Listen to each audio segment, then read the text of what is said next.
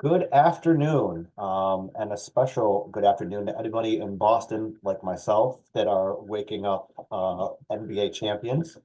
Welcome to the Stop School and Community Violence School-Based CVI Approaches webinar. Today, we're going to be talking about a topic that many of you have raised as a key discussion point, which is the importance of engaging family and parents as part of the process to both create a positive school environment in the schools and also create school safety in the schools and in the community. I'm going to share my screen, and here we go. Just give me the thumbs up that if you all see this, the perfect. All right. So first, want to acknowledge the support of the Bureau of Justice Assistance. The opinions, findings, and conclusions or recommendations of what we all say are not do not necessarily reflect those of the Department of Justice. And thank you for the funding to support this work.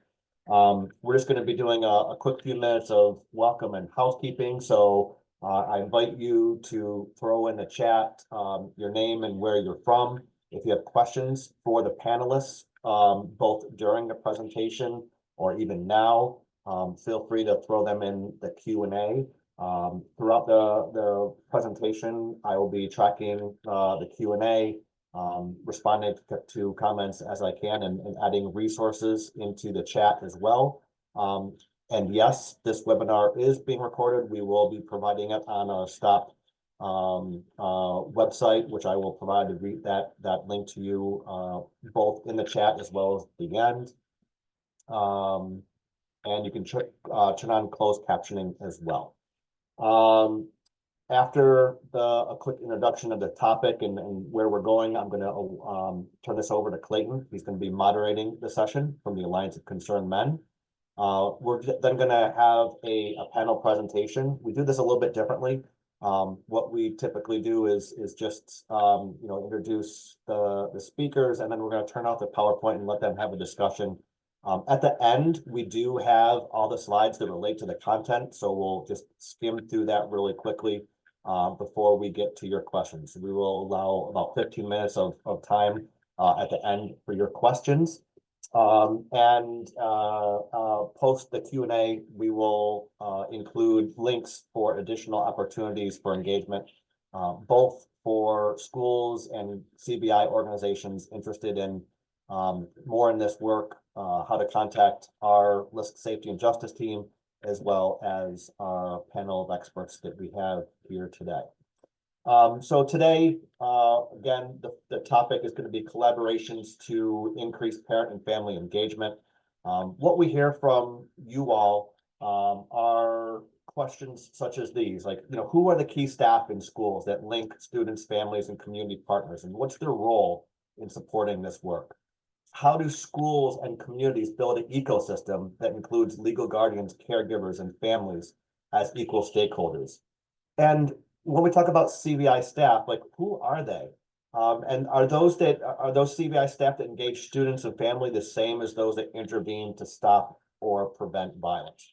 So those are some of the critical questions that we're going to go over with the panelists today. And at the end of this, we hope that you all feel like you have more knowledge around the school engagement staff and teams that connect with families and parents. You understand better the role of CVI staff and how they can support your schools and community-based efforts to reduce violence.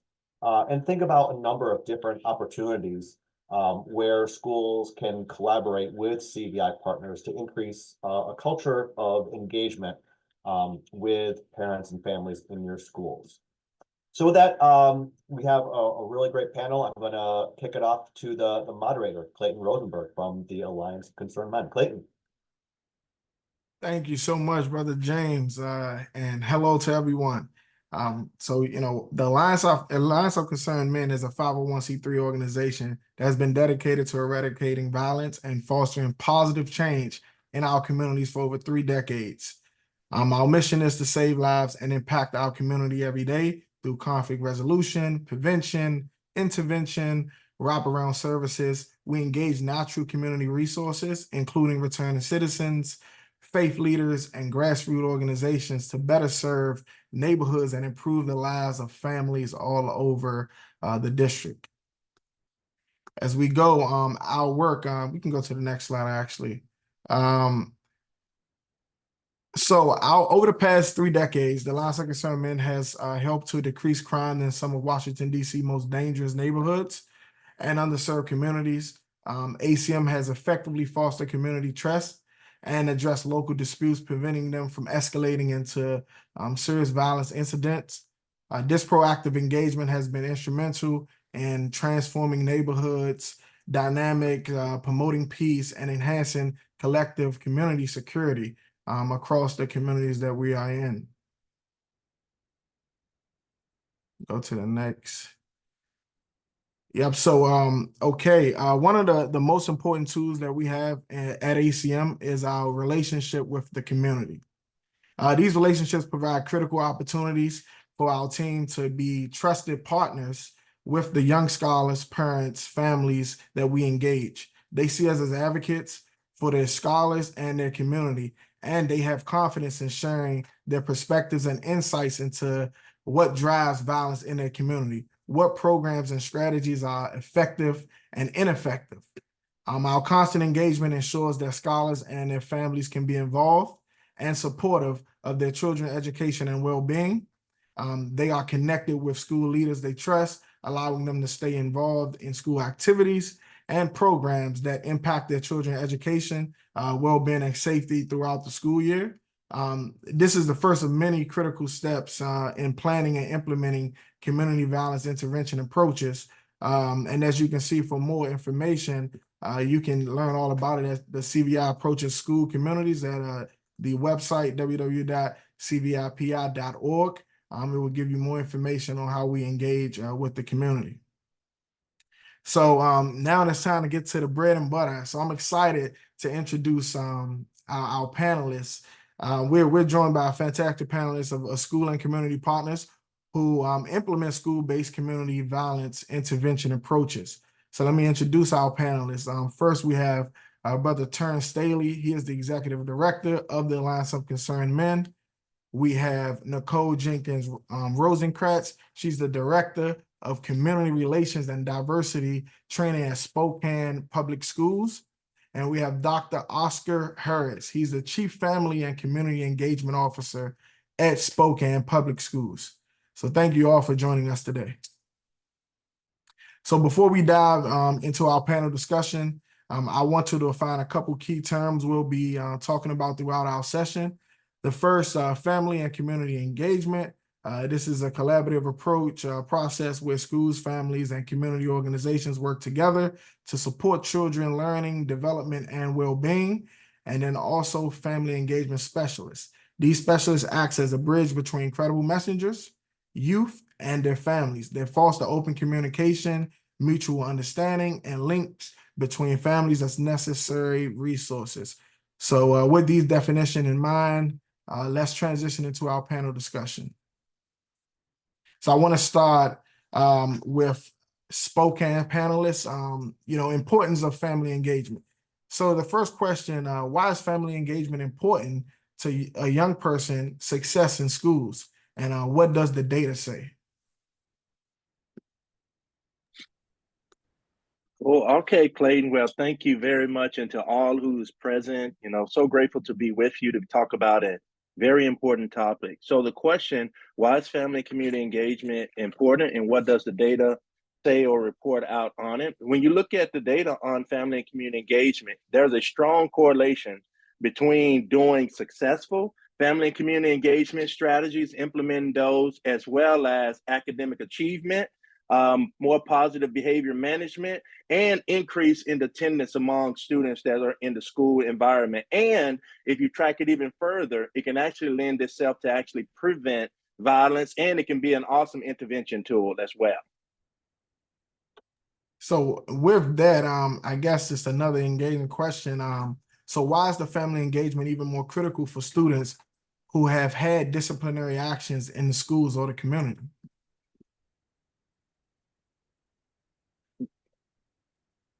What I think is important for us to remember as a school district is that parents and guardians, caregivers are the experts on the students.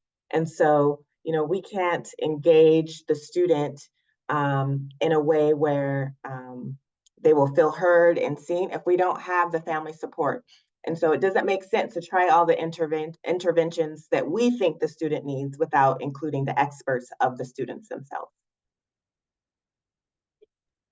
Hey, and thank you for that. And before I get back, I want to definitely bring in Brother Terrence. ACM approach to family engagement. So why is family engagement important in the work at ACM?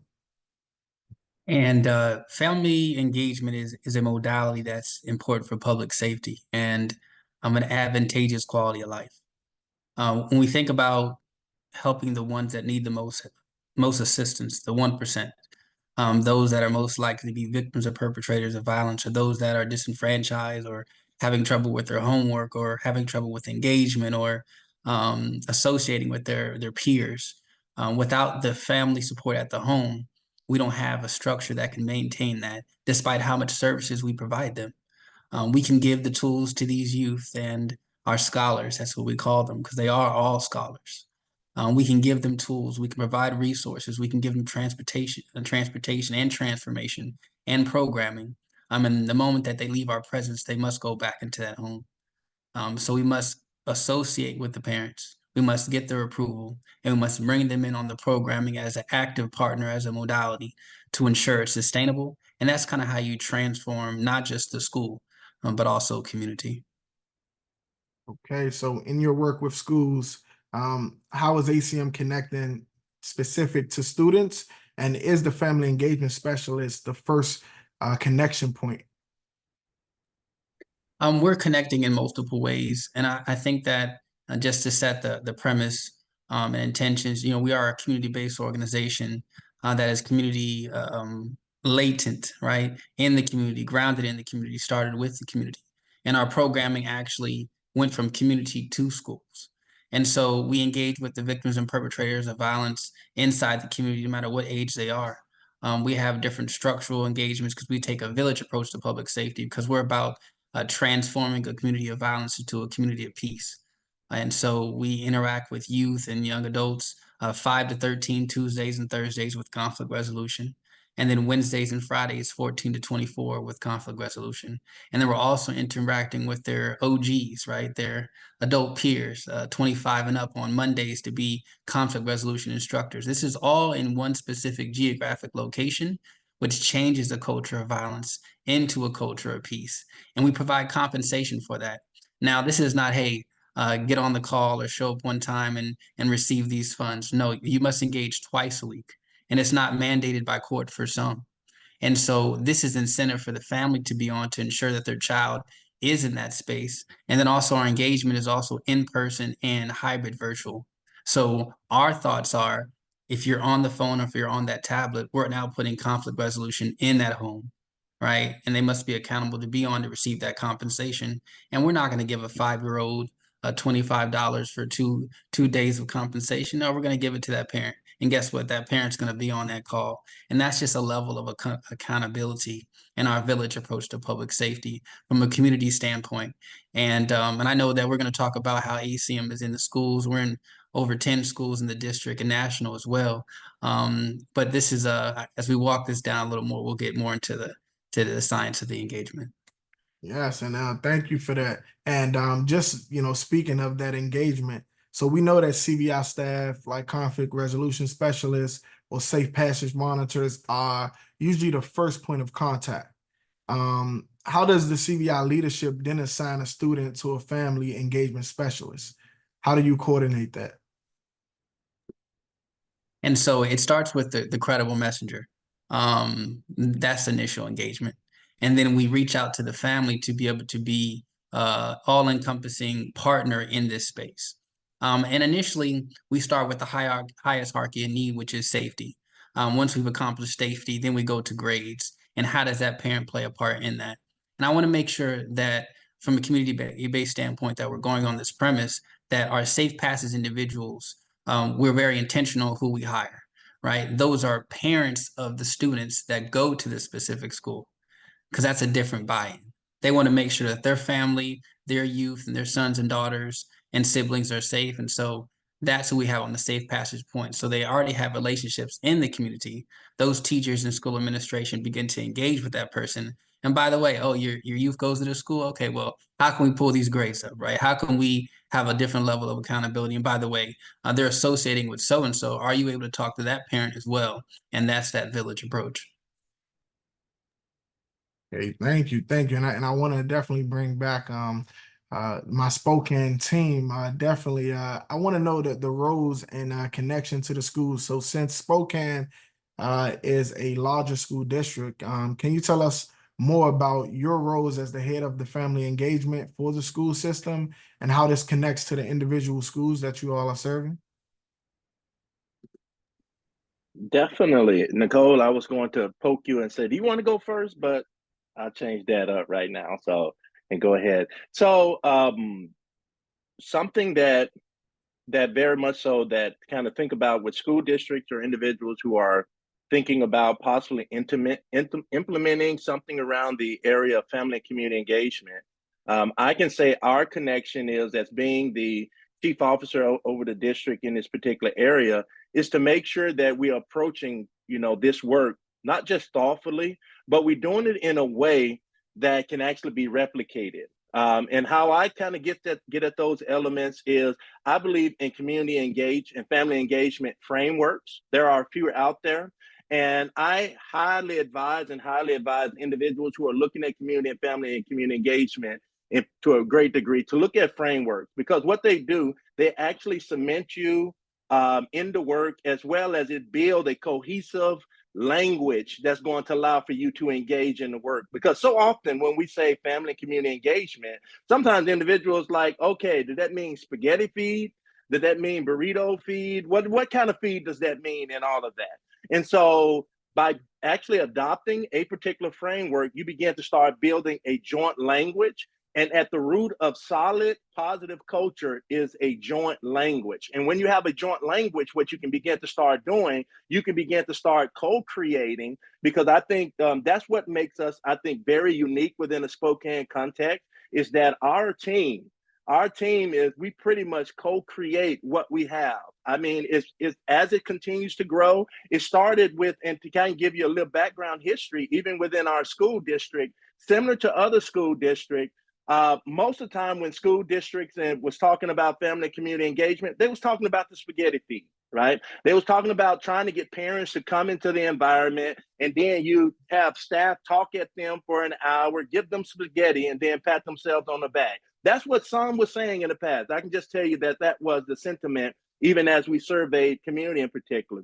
But as we began to start honing in and focusing on research elements and all of that, and I think something that was critical through the research, it also revealed that it's something that needs to be co-created by the experts. As Nicole said, the parents need to be a part of that. And so being able to focus on this for years, I'm happy to say that we've been able to build I call it now a movement, a robust movement that is geared toward bringing families back into the school and helping them to own what is theirs. Our superintendent and leader, he talks about often that the school belongs to the community, right? Because we've lived in this culture so long to where it's been them against us. And as long as we continue with that them against us, there's going to constantly be the breakdowns, there's going to constantly be the misunderstanding that happen. And there's going to, and I'm talking about from both sides, because even being a researcher in this area,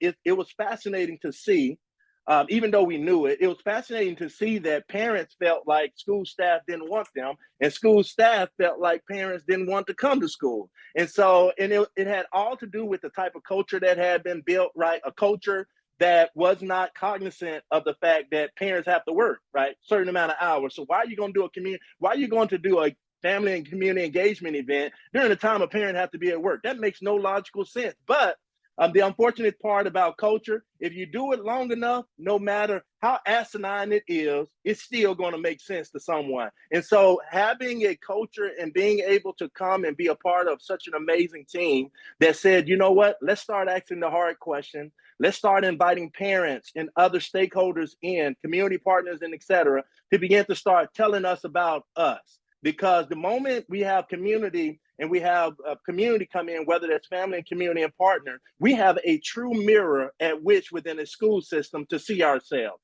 Outside of that, we create systems and different structures that actually mirror back what we want to see versus what the reality is. Amazing, amazing. Thank you. And I guess I'll shift this question to you, Nicole. Just adding to that, so what recommendations do you have for smaller schools that might not have a dedicated family engagement team like you all? And who from the schools have you seen as a critical component in building and creating that family engagement team or unit at them schools? Yeah, so when Oscar was talking, I started thinking about kind of our humble beginnings of trying to do this work. And there was three of us, and we actually weren't even a department. That we were just three people that were in the district. And what we started doing from the beginning was actually realizing that a lot of families have school trauma. They weren't even wanting to come to the school buildings to do listening sessions or to build relationship with us. And so at first we started going to them. So with that, it's sometimes having community partners holding parent events where parents will be at so that we could join them, and them, helping them kind of get out what they needed to say to us, the hard stuff. It was sometimes going to the library where the three of us just talked to ourselves for an hour and a half because nobody came. I think that was our very first one. And so really, I actually don't even remember what the question is. I'm just going. But I think that realizing that we need to get outside of ourselves, when Oscar was talking about holding up the mirrors. So it's not about us. The North Star is the kids. And so what do the kids need? The kids need us to meet their families where they're at. And this is why we need community partners to walk alongside us in this work, because we can't do it alone. And actually our department, Family and Community Engagement, came because the community asked for it. That's why we exist. So it wasn't the school district coming up with this innovative strategy. It was the community pushing, parents and community partners pushing that it needed to be different. They needed to have a bridge into our system so that we could walk alongside them. I like that. So if the community did ask and request it, who from the school was first on board and helping build that transition and creating this family engagement component? Mm-hmm. So I think that, there was a few things. We had some principals who were wanting to know better and do better. Oscar mentioned our superintendent. We have a superintendent that really is, the thing he always talks about is mirrors, windows, and doors. So mirrors so that the kids can see themselves, and then also so we can see ourselves. Windows so they can see out, community members and families can see in, and doors because the community owns the schools. And so we really had a great, and then also our school board were people that were very active community members pushing for change, ended up running for school board. And so we kind of had I kind of call it the perfect storm, where we had everyone in the right places. But even if that doesn't exist, we know in every single, even though we're a large building, we know in every single building who our folks who are wanting to do this work are. And so really it is identifying them. Sometimes it's not a teacher or a principal or a leader. Sometimes it's a paraeducator who's working in a classroom who also is a parent, who also has a passion for this. So it doesn't necessarily have to be a leader. It really is just building relationships with the different buildings and then coalescing and bringing everyone together. Thank you for that. And I want to make a transition over to you, Brother Terrence, in the family engagement role in violence prevention. So why is family engagement with schools important in the work for stopping violence? And so, we've tried it without family engagement before. And I think that there was a time frame in the framework that we're provided. A lot of times when community-based goes into these schools or goes into engagement, family support is not a hot topic. It's not even in the conversation. And we found by engagement and by transformation what is needed. And so we said we need to add family support. And thank goodness the resources and the programming provided space for that.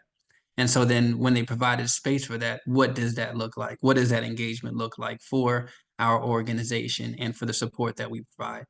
And so when we first transitioned to family support, it was in conjunction of the support of the youth. And that got the youth just so far, right? But they're still still in the community, the family's still in the community, and there's still some habits that might not be conducive for the betterment of the youth and for the family. Let's say you have a family of 10 kids and just a mother, right? Which is a lot of our families in the underserved communities, right? That family needs individual support in collaboration to the youth. And so we transformed our system to where our family support literally just supports the family. And we have a credible messenger that just supports the youth. And then we have a social worker and also the program manager with the triangulation of services that actually transforms that family based off of the needs of that specific family, of that specific youth. A lot of the times counseling is provided to these youth. Let's say, we work with the 1%, and I like to say the 0.5, 0.2%. Our youth are court involved. They are court mandated. We're credible messenger providers. Credible Messenger Initiative is a humanistic approach to the juvenile justice system. And so our youth are in and out of these facilities, and they're supposed to receive programming. And sometimes we're successful with them actually engaging in programming, and we take their canines out. So they went in for doing certain infractions, and they're still that person inside their community. And so when we get them back to the community and those canines are no longer in, they go back to that home. And unfortunately, sometimes they become victims of some of the same acts that they perpetrated before they went in. And so that is why it was so essential to be able to work with the family, to transform that family and transform spaces that not only include that youth that needs that targeted professional services, so that youth now has a chance. So a lot of the transformation not only comes from the participant that's on our caseload, but also the family that surrounds that individual for them to have a chance.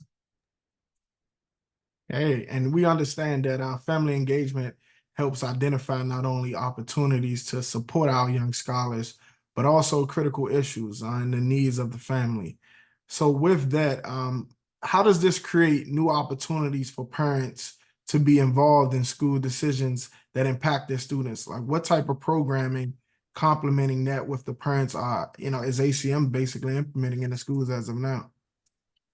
So our partnership with the schools and family is ever evolving, and that's just the blessing of being open. And I think that Brother Oscar and Sister Nicole, they spoke about their district being open to that, right?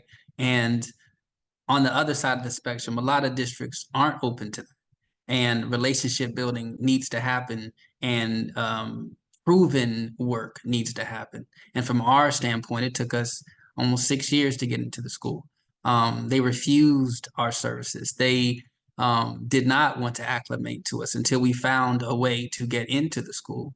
And so I remember we told them that we wanted to do safe passage because it was just violence in and out of the schools. It was like the Coliseum, right? That's how violent it was. We were having family members come up to the school just to fight. And then the youth would fight as well. So we would have, I remember one time it was like 100-person brawl, and brother Clayton and I and one of our main violence interrupters had to make sure a child got to school using different routes for a whole entire week. We had 2 young ladies that got into a conflict that began in social media, and they fought in school. Then they fought in school again. They fought every single day. The poor young ladies were just beat up. They were bruised. They were battered. But we were able to get them to and from school and their family members. And One day, those two young ladies came to our office in our community. Our community is 2 or 3 blocks from the school. And both of them came together and they said, we can't fight anymore. We want a truce, but our families will not let us stop fighting. And so they had to fight again and again and again until we were able to bring the families into the office because their beef was over. But that's why it's so important to be able to tap into the families as well for the overall public safety and sustainability of what's conducive for our youth. And so those instances like that drew us nearer to the school. So now, even though they wouldn't let us on the school ground, we're doing safe passage across the street where it's not the school's area. And then they say, okay, ACM, come a little closer. So now we're in front of the school, right? And then they say, ACM, come a little closer. Now we're inside the school at lunchtime, at dismissal.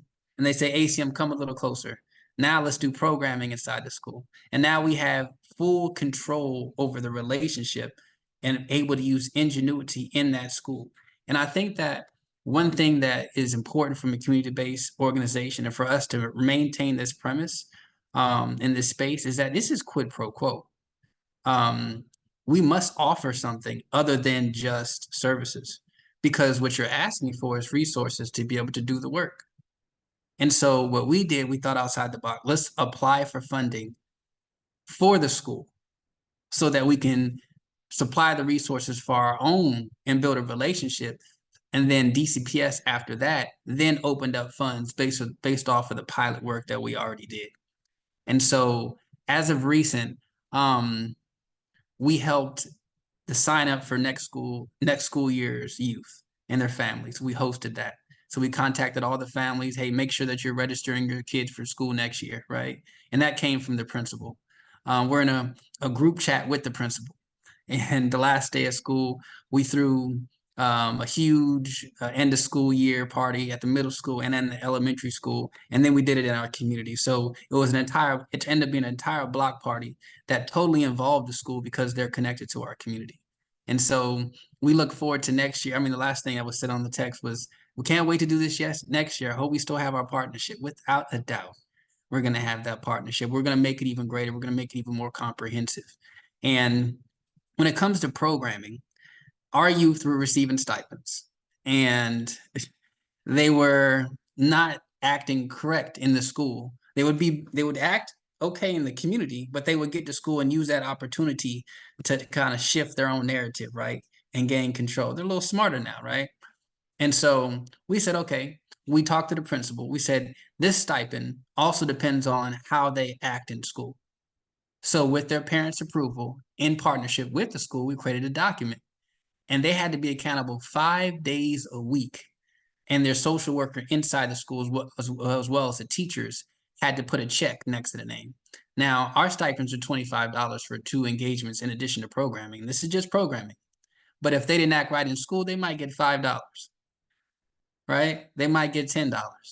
And this is just ways to be able to ensure that we are fully accountable 360 degrees, right? 365 days of the year with our youth and that family taking part in that space, because the family is the one that receives that resource.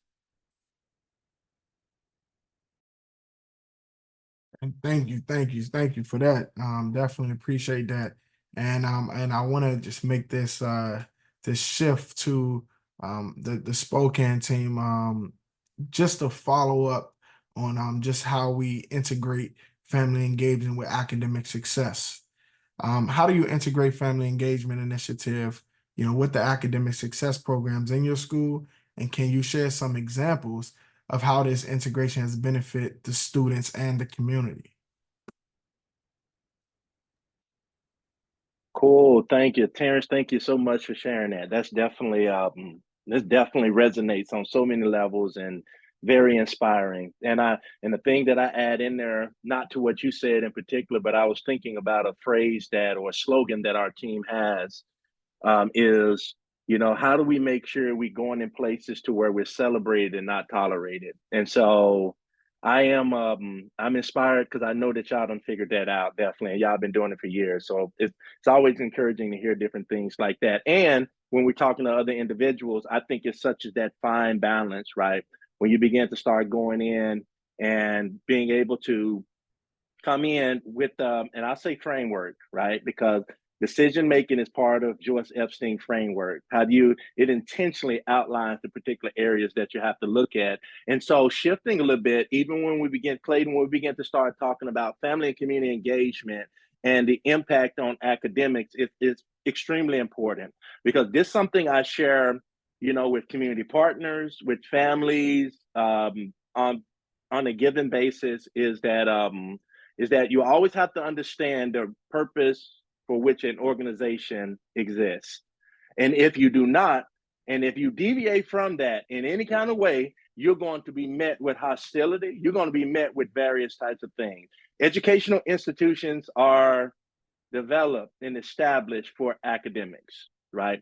You don't, and I'll tell anybody, if you want to strengthen relationships, you go with that premise in mind, and you begin to start talking about how violence prevents academics, how violence prevents students from having adequate seat time, which can lend itself to an organization not having those promising results that they need. Because many individuals on the line know that school districts, school systems, they are microcosms of the community, but they are ground zero for political unrest, as well as they're the place that get punished often at all types of levels when it comes down to individuals trying to make a point. And what I'll say with that, something that you will find, even as we're starting to enter more into the political seasons with presidential election, et cetera, platforms are going to be, we're going to improve schools, we're going to turn power over to parents. These are all platforms that come into play. And then indirectly, school staff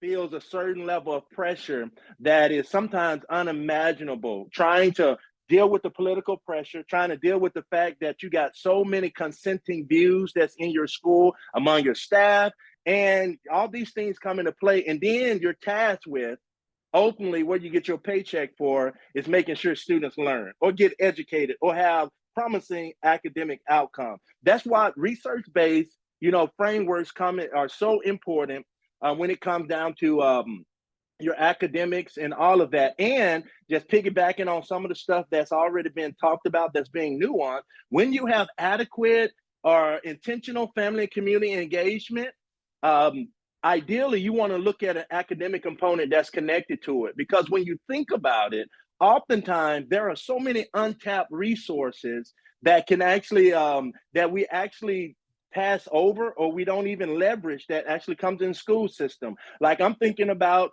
our brother's program that's on right now. I can imagine Terrence or Clayton didn't mention anything about tutoring, but I bet you got a tutoring element to your program, right? I bet it, because that just, it's just naturally connected. But sometimes that connective tissue oftentimes is ignored, and individuals don't pay attention to it. So when you begin to start asking a question about examples of idea programming that may come into play, we actually have individuals, community partners, and organizations that are connected to our school that are ready to come into our schools. And as soon as we open up the door to offer different type of services, we have a variety of different type of mentoring programs to where individuals can come and mentor around academics. They can also do the pro-social type activities. But what we also discovering is that we have staff members who retire who are like, hey, I want to come back into the school system because they're so happy with what's happening among our school system. So I can say something that I thoroughly believe in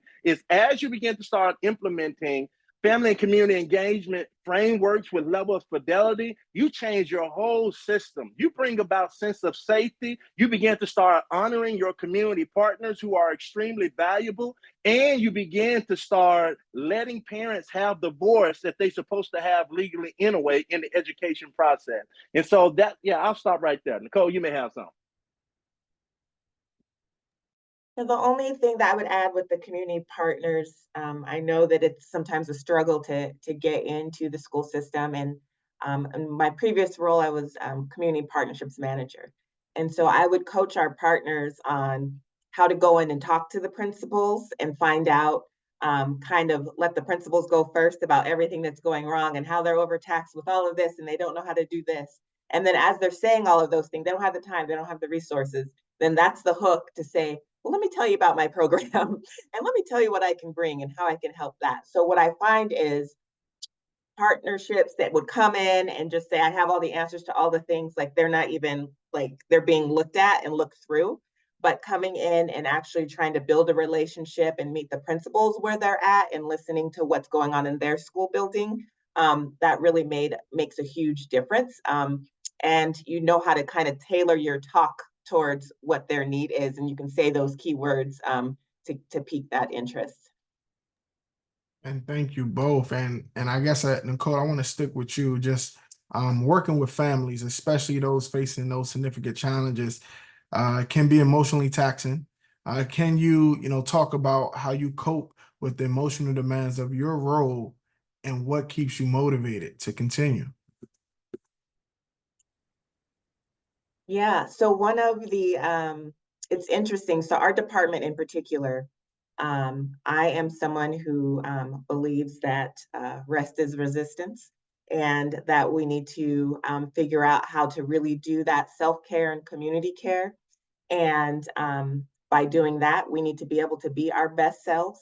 And so I really do push, there's a lot of leadership trainings that talk about how to go harder and, keep it going, pedal to the metal and all that. And that's not the way that we show up in our department for this work.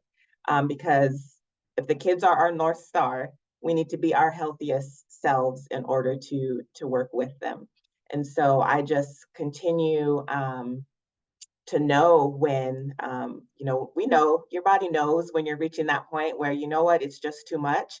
And so by ahead of time, actually, I have our staff look at their calendars, and I will look at them too and say, oh, this is a really taxing week. And so let's make sure by Friday you're taking Friday off, or let's make sure we're adjusting your hours, or how are you going to adjust your hours? Like trying to empower them to figure out how to work their schedule in a way that it doesn't tip them, because once we're tipped, we're not helping anybody.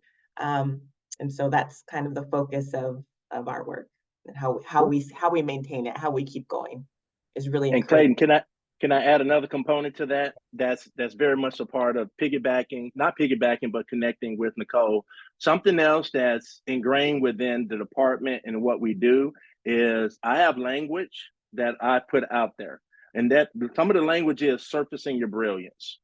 Every last staff member that comes on that we work with, in particular, Nicole she's the one that's doing nuts and bolts in particular, and I'm the one that works on it cerebrally, right? I worked on the philosophy, I work on the culture, and I share with them, soon as you come into this department, my role is to help you to surface your brilliance, because the individuals who are surfacing their brilliance, that one knack, that couple things that they're exceptionally well at, can actually go the distance. And then that's the reason why Nicole has to do what she does, because a lot of times they want to keep going, even though they're starting to burn out, because they're not just seeing success.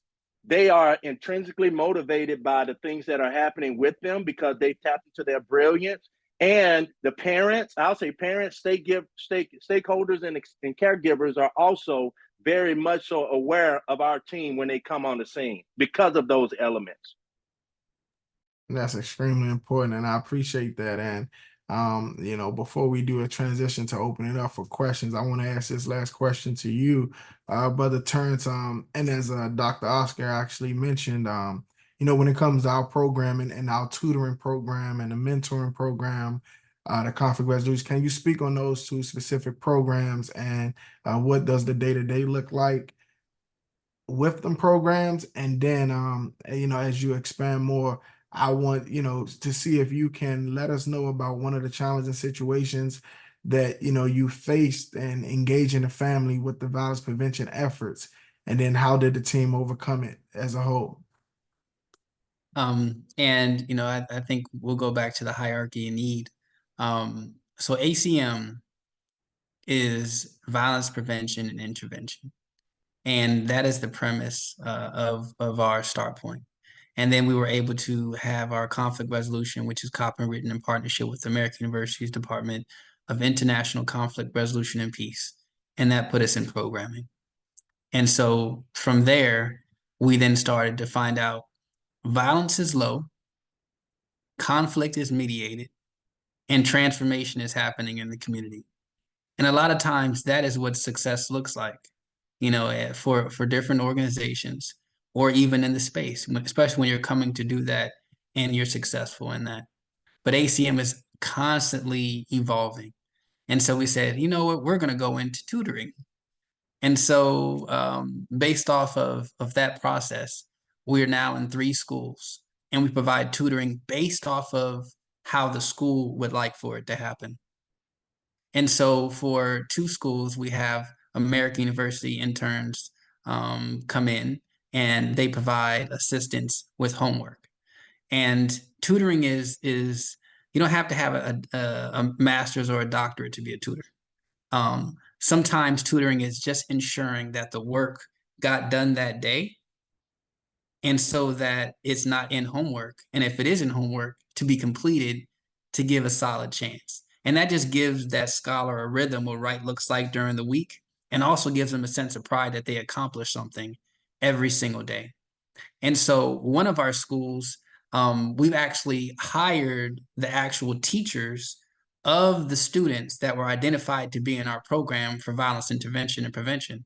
And so to give you an idea of the caseload, first scholars we ask for are the expulsion.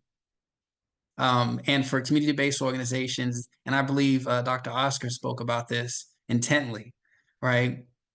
Identifying who to work with and then finding out how you can move them through and ensuring that the school's benchmark for education is met. And the last piece is probably the most important piece in this explanation. And so in the district, I'm not sure everywhere else, but I know that they are taxed if they expel, suspend, or in-school suspension. They actually lose money. And so that is a niche space for organizations like ACM. First, let us have your expulsion, keep that money. Let us have your suspension, keep that money. Let us have your in-school suspension, keep that money, right? Use that money for additional resources. Now they're on our caseload. Now violence is down. They're able to sit in class. They're working on their social emotional, and they're talking about conflict resolution in and outside of school because they're getting it 4 times a week since we're in the schools as well. They don't get one or the other. And so we said, next thing is, are they matriculating to the next grade? ACM's premise. What do they need in order to improve their grades? And so we actually hired the teachers under a contract that we provide to the school for outside funding to be the tutors for the same students they teach during the day. And that relationship piece was really important to the progress of the youth, not to bring somebody from the outside, but someone that they're working with. And that also dignifies that teacher in the pay that they're receiving. And this is market rate compensation, right? This is not right? They're getting paid for overtime, right? But it also builds a relationship with that scholar and that teacher to a whole nother level. And by the way, for that to happen, the parent must sign the approval form for their youth to participate. Their youth eats before they go to school. Their homework's done before they get home. And so that space is entirely an ecosystem in itself. And so we provide that in 3 schools based off of how they would like to do that. But we did require that those scholars receive tutoring, and they said yes. And so some of the challenges, we have a school that turns the school essentially over to us at 4 p.m. So we're the last entity in the school. And these are their target population. And the school has kind of washed the hands of these youth, sadly, because they're not used to engaging with community-based organizations that can actually transform the behavior to where they can even receive education. And so with this subset, the parents often don't show up to pick up their kids. And child and family services are supposed to be called immediately after a certain amount of time. But ACM that's not what we're trying to do. We don't want to call child and family services. We want to call that home. Matter of fact, our individuals are going to go to that house, knock on that door and say, hey, so-and-so, your child is still here at this school. How can we work with you to ensure that this does not happen again? And so what ACM has done then is provide grace all the way around. We provided grace for the school. We provided grace for the parent. And these parents in school have totally fractured from each other. So the school wants to call Child and Family Services after a minute, right? Because they're habitual offenders of this thing, right? But how can we find a space to heal that relationship? And conflict resolution isn't just for the school, and isn't just for the scholars, it's for the parents and the teachers as well. So now there is a safe space for parents and teachers to rebuild relationships, for the parents to be accountable to the school, for the school to then give the parent another chance at respect, and then also for ACM to set that premise of what right looks like and hold the school and the parent accountable based off of the responsibility that they gave us to run their school, and they're out the door at 4 p.m. So that's just a few. And thank you so much for that. And just to add a caveat, that program is the MADC program, which targeted 3 schools, and then our OST program. And these are all after school. And that's why we're able to compensate those teachers at a rate, because they are no longer on school hours after a certain time.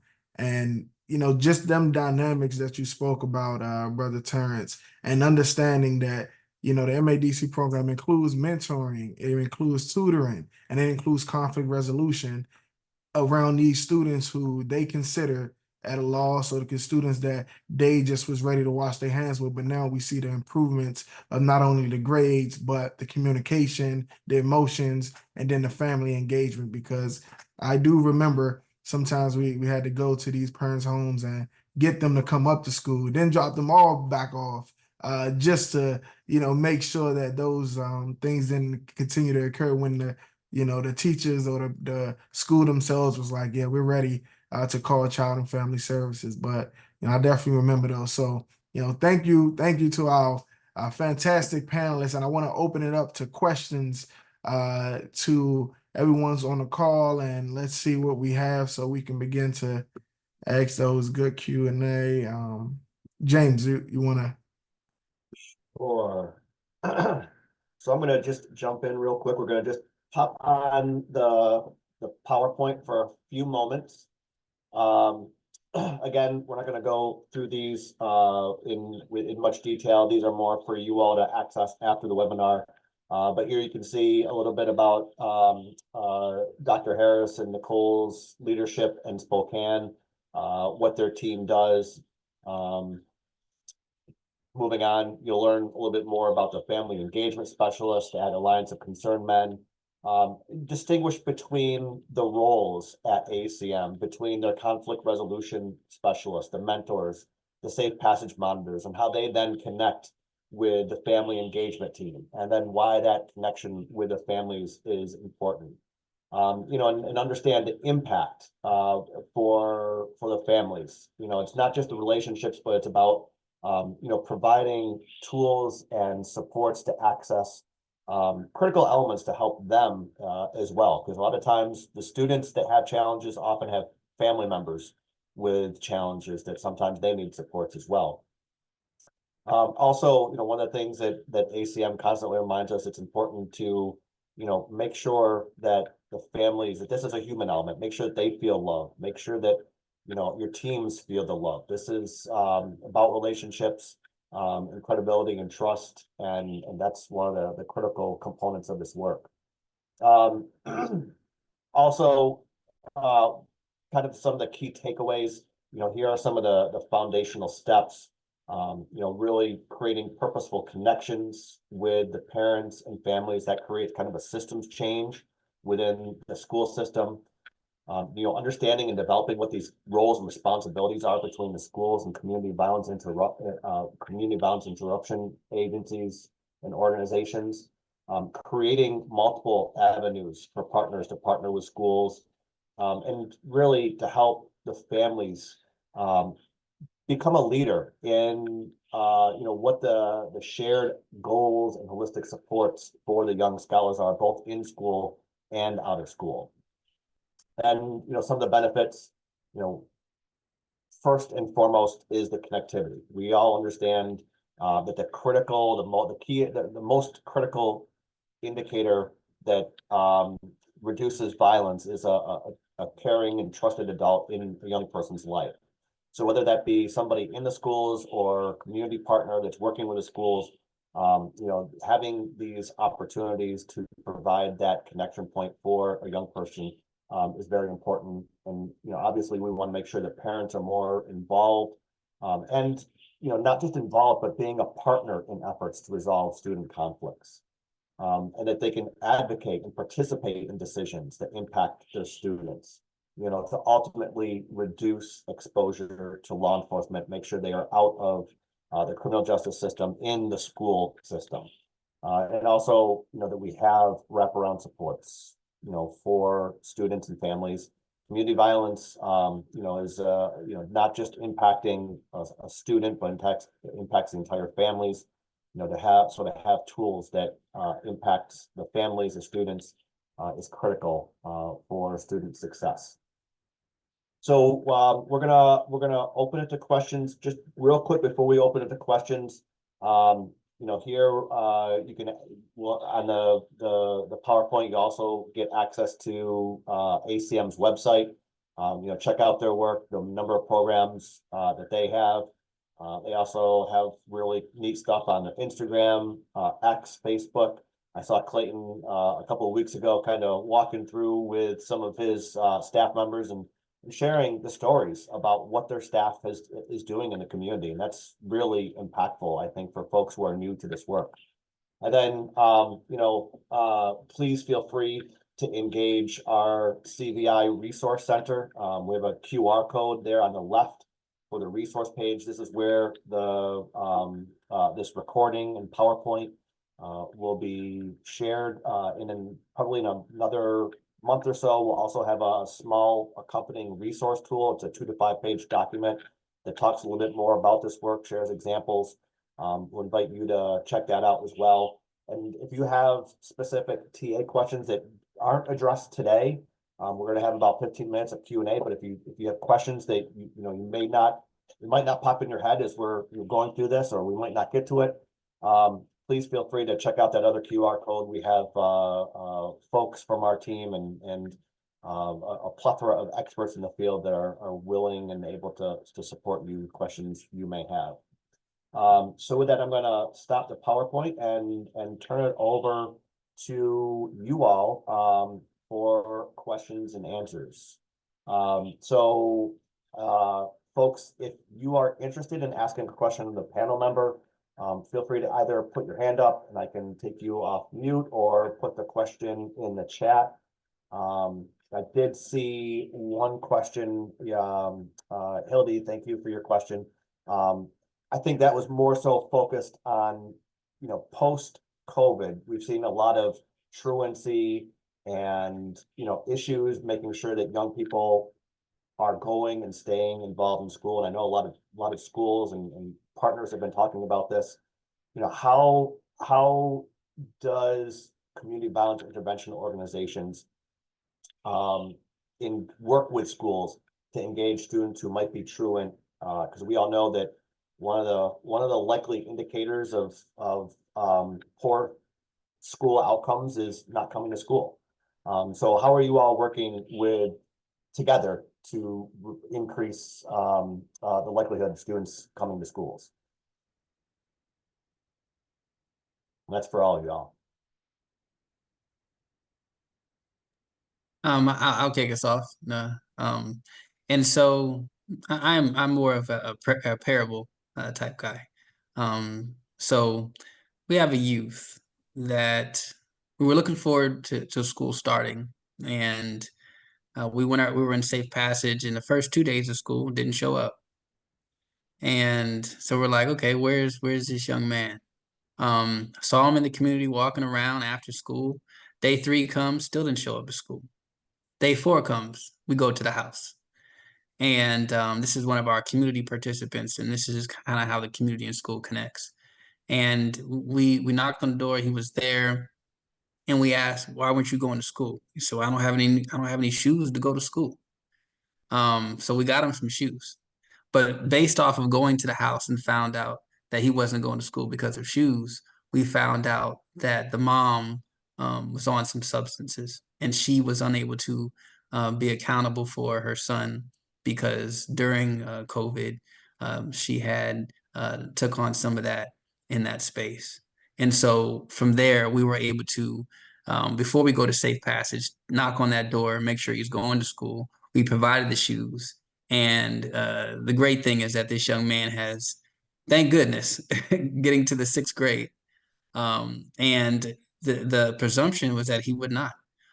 This is the most actively violent young man in the neighborhood in the 5th grade. And so he actually graduated last week. And so that's one of the examples of ensuring that these youth go to school. They'll give you hints about why they won't go to school, but through that hint, you can find out the truer story. It wasn't about the shoes. It was about the lack of the resources in the house, the lack of the food and lack of accountability. And we would have never known that if we didn't go get him those J's. So That's a great story. Yeah, and that almost captured my next question. So please, like I said, feel free to share questions. If you don't, I'm gonna just ask away because I love asking questions for these panelists.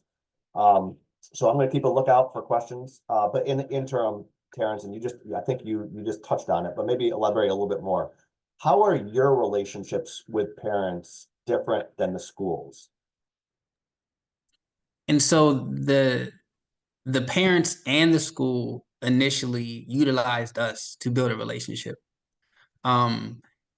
Engagement is difficult for anyone in 2024. Folks are constantly triggered and they're constantly scarred, and based off of their last reaction is how they project their next reaction on anyone and everyone. And so us being willing to stand in that space kind of provided us the relationship with the parent and the school to connect. And I think this is the first time with us helping them register their child for school next year. And let me give you like the political premise around that. So Sousa Middle School, because of lack of attendance, politically was scheduled to be closed. And so we were able to hold a forum, and we brought families into the school because we said, okay, how does this affect the family? How does this affect the school? The first thing is those scholars that are going to that school, if they're sent to any other school, the amount of violence and conflict that they're going to be subject to is monumental. They would most likely lose a lot of their lives having to go to another school. And so by us bringing that information to the community, we handed out flyers and we knocked on doors. Our community team went and talked to the families. Make sure that you're here at this school to advocate for your family. And are you able to get your scholar to another school? No, because that scholar walks to school.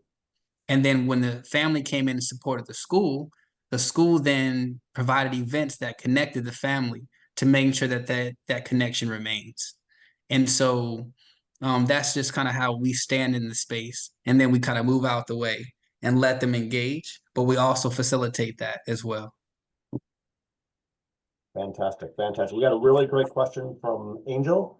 Looks like for ACM, and maybe for our Spokane friends too. How are your staff trained and developed to meet the needs of students and families? And how are you able to financially provide quality services? So first for ACM, how are your staff trained to work with students and families? And so the Alliance Concerned Men has transformed into an ideology. We are an ideology, and it takes about a year to be brought on to the Alliance of Concerned Men. Our conflict resolution is the basis of our skill set and also the problematic requirement to be an employee. And so they come in to receive the conflict resolution for 20 weeks. But if they want to be an employee, they must also be an instructor. So that takes 40 weeks. The classes are triggers and soothers, strengths and weaknesses, visible identity, the social construct of identity group, empowerment, justice circles, right? These are all classes that they must sit through. And like I said, I'm a guy of a parable, so I'm going to give you another analogy just so you kind of know that space. And it's uncomfortable, right? And that's what we want. And so we have a staff member who we call pretty much our Pied Piper, runs the neighborhood. And we talk about Kurt. And so Curtis is hilarious. He has a vehicle with his sound system on the outside of the vehicle. And so he's our strongest public safety entity in the Greenway community where these schools are. And he plays his music, blasting his rap music through the neighborhood. It doesn't trigger anyone in a negative way. It triggers you to do the right thing because you know he's coming. And so this is Kurt. And so Kurt's at the table.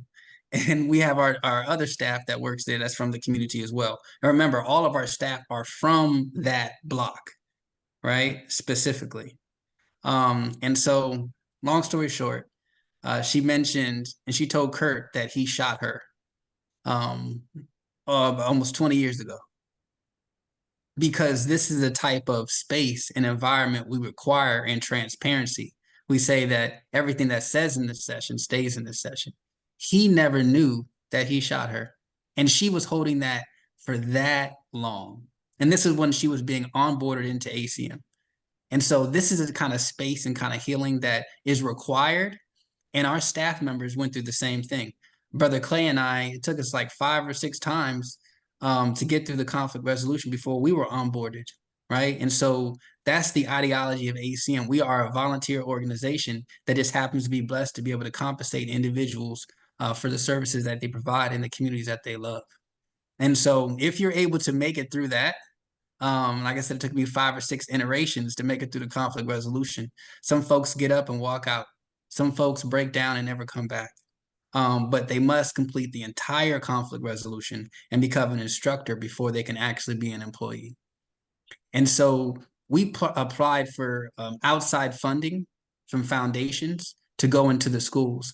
And we continue to do that. We don't rely on the schools to use their budgets because we understand that those resources are made for wraparound services. And it's in conjunction of the services that we provide. So we reach out for outside funding to be able to facilitate the services that we provide, and we'll continue to do so because the hardest thing to do is ask for permission when you know that you are doing something righteous and you know you're supposed to do it. You go in with the win, and that's the premise that ACM has. I think one of the things that ACM does, and I know Spokane is the same, is they track what they do. And they are able to share the stories of what they're doing. That's key to sustainability. If somebody's saying, you know, why is this program important? You need to be able to not only share the story, but show the data.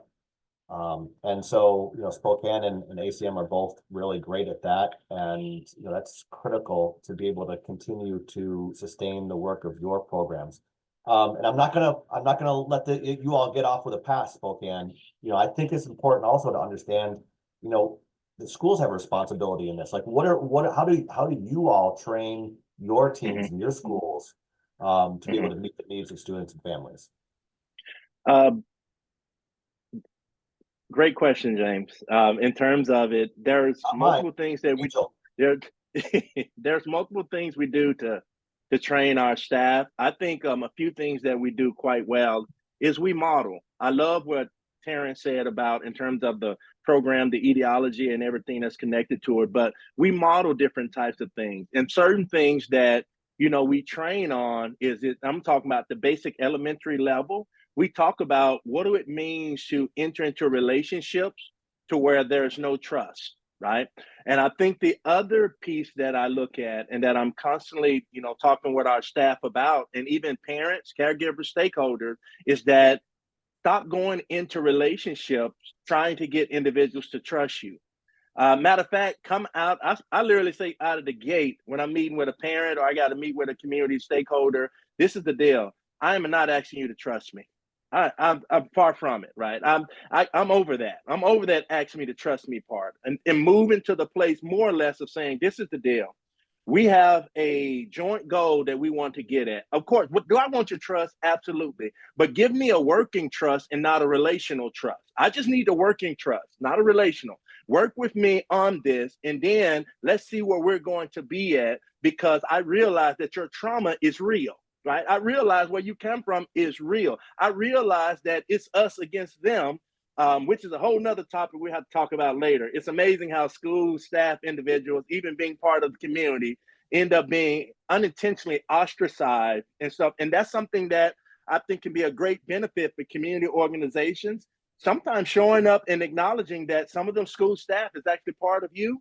Oh, that's going to change your dynamic as well. And so when it comes down to training our staff, what's unique about our staff within Spokane Public Schools, and we've intentionally set it up this way, is that we have individuals who I say stand in the middle.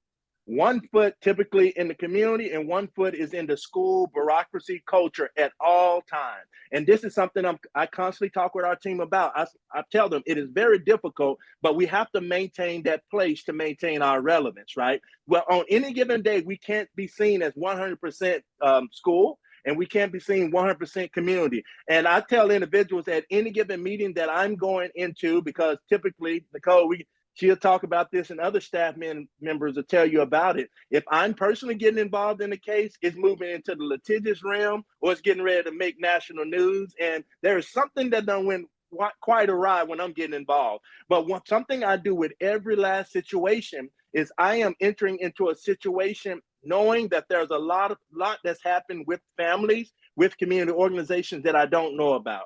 And I honor them within that space. That's something unique that I'll tell you as part of my upbringing, because even though I'm in the Pacific Northwest, I am a Southern born individual and Southern raised. So that kind of automatically brings up something different within the context that I come into.